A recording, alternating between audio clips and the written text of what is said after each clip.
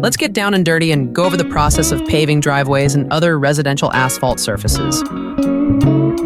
Basically, the process of making asphalt driveways and other residential asphalt surfaces is broken down into two sections: base preparation and asphalt paving.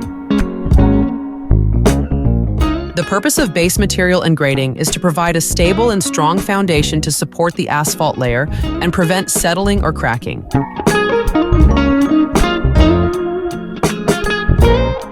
Proof rolling. A heavy roller is used to identify any soft spots or areas needing further attention. Base material and grading preparation.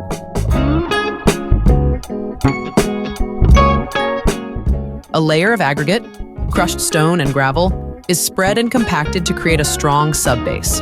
The type and thickness of the base will depend on the expected traffic loads and soil conditions.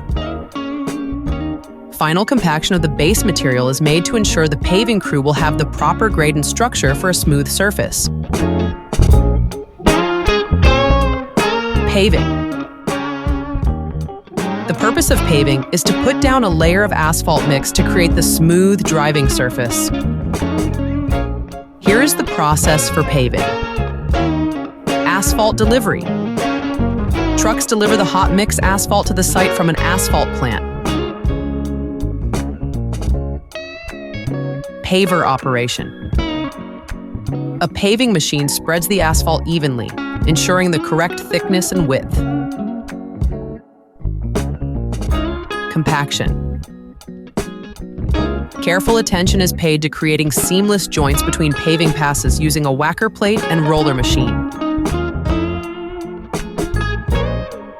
There you have it, a quick and simple explanation to how asphalt paving is done.